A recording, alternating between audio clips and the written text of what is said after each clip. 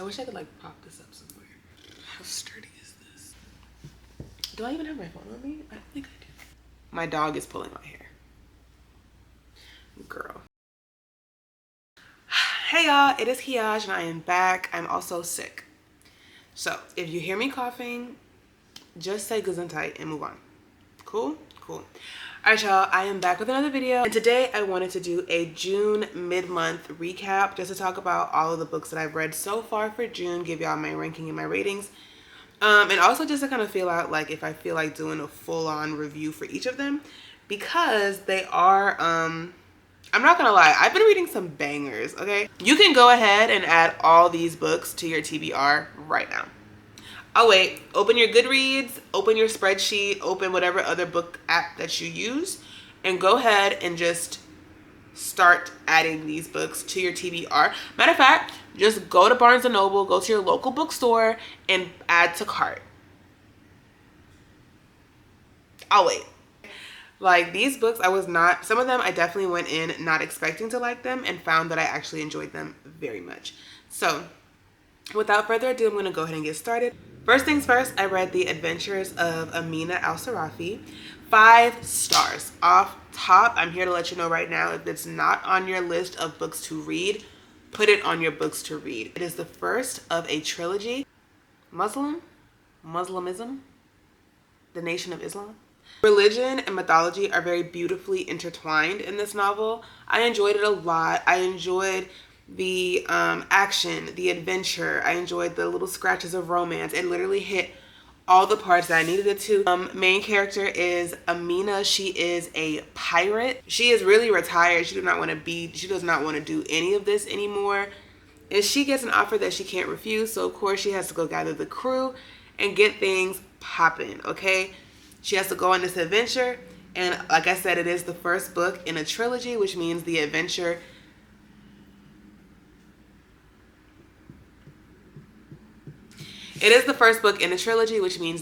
is only just beginning. This first book definitely laid the groundwork for future novels, so I'm like really excited. The audiobook added a whole, if I can give it 6 stars, I would.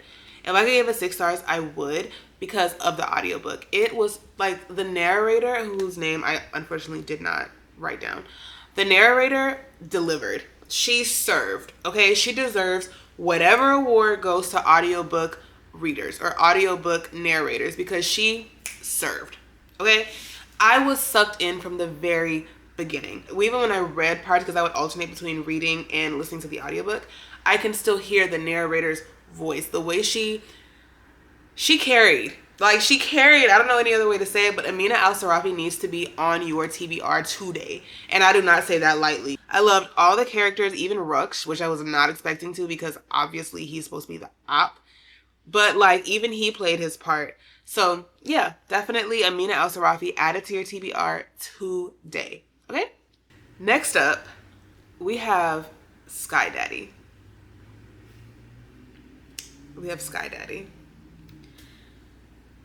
This book is completely unhinged. And I mean that in the most disrespectful way possible. First of all, 4 stars, okay? 4 stars. This book was wild. And the thing is, it's such a tame wildness that you find yourself contemplating, is this woman even strange at all? And yes, she is. So this book,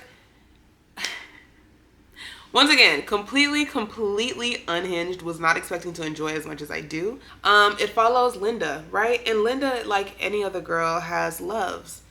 Except hers are planes. And she's convinced that one day a plane is going to choose her and marry her by falling out of the sky, and yeah, just so she's in love with planes. All right, cool. So we've all seen the episode of My Strange Addiction where, like, if the lady is in love with the Eiffel Tower or the man is in love with his car.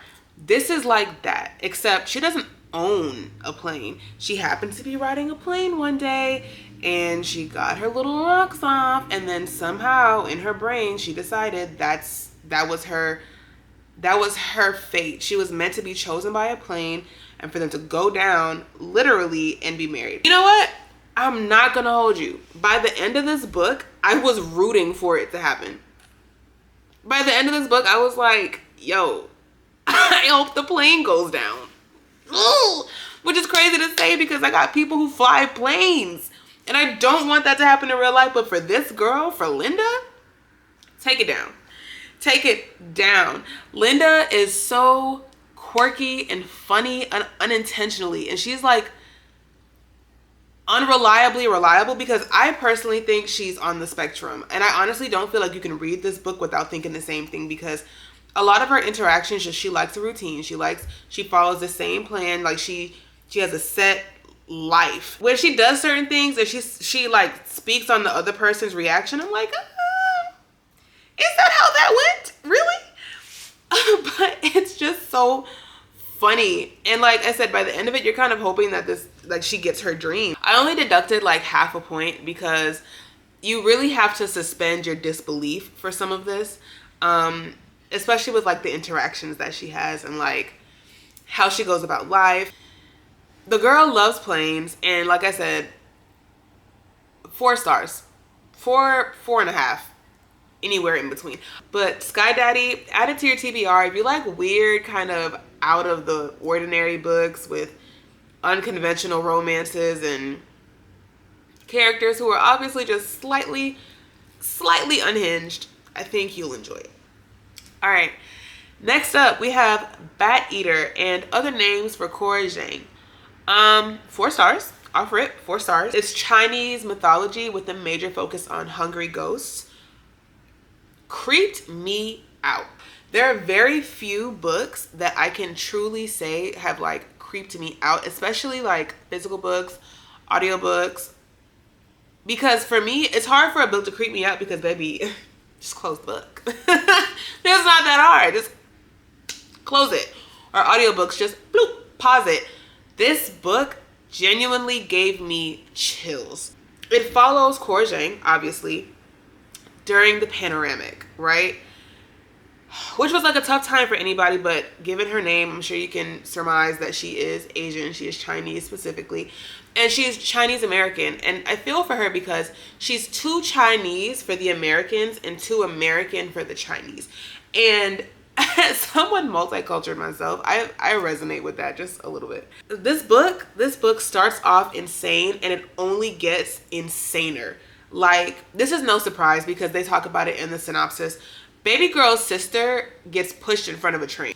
And you know, during Koreana times, a lot of people of Asian descent are getting a lot of hate, and that's like the driving force behind this book.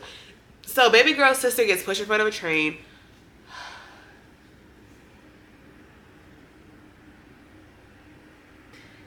Baby, mommy's trying to work so she can buy you treats. Okay? All right. Thank you, mama. Thank you. Good girl. Good girl. I don't like to kill your little spirit, baby, but you just pick the worst times to do things. Baby girl's sister gets pushed in front of a train, obviously does not survive. She becomes a crime scene cleaner. And she's noticing this terrible trend that a lot, if not like 95% of all the crime scenes she's been cleaning for like the last month and a half are all Asian women. Creepy, right? Okay. So all this is coming up and there's like the hungry ghost and Chinese people, I guess they burn like this special paper to like feed the ghosts. So, and you know, just sit with them and like make like a plate for them and, you know, commune with them so they're not hungry in the afterlife so they don't come back and try to eat you. Okay. So like that's the mythology part I thought was really cool, but like these ghosts are real. And a ghost that appears to be Cora's sister starts, you know, poking around and things get creepy so fast. The way she describes them is so creepy and so gross, and I was so enthralled and so disgusted at the same time.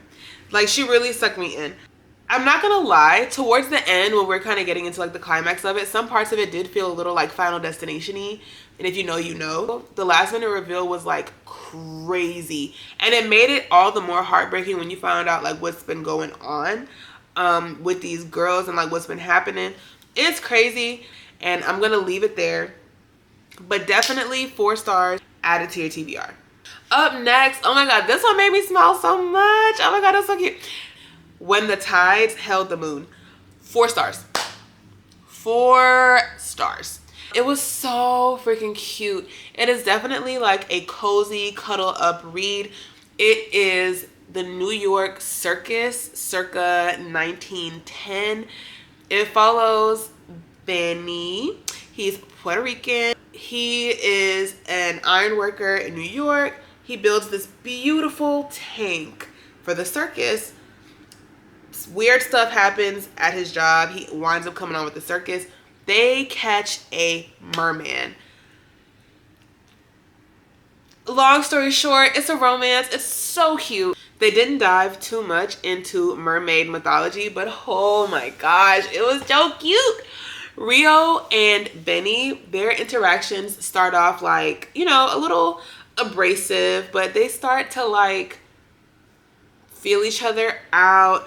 There's a lot of like a found family situation as Benny gets comfortable with the rest of the members of the like circus. It's like Coney Island vibes. Definitely like some Water for Elephants vibe. You have to read it. It's super duper cute. Cozy. I took off 1 star for the pettiest reason. And maybe I will come back later and be like 4.5 stars. In the audiobook, whatever Rio would have like a part, because Rio wouldn't have like full-blown chapters, he would have like little inserts. Whenever Rio would have an insert, the first couple of times Rio spoke, he started with mother, and I just got Gara vibes so bad. And so I'm like, I am imagining this like really fine blue skin copper haired merman, and you talking about some mother like Gara. And I love me some Gara. And I do. I took off a point. I don't care. I don't care. It's my page. It's my ratings. I could do what I want.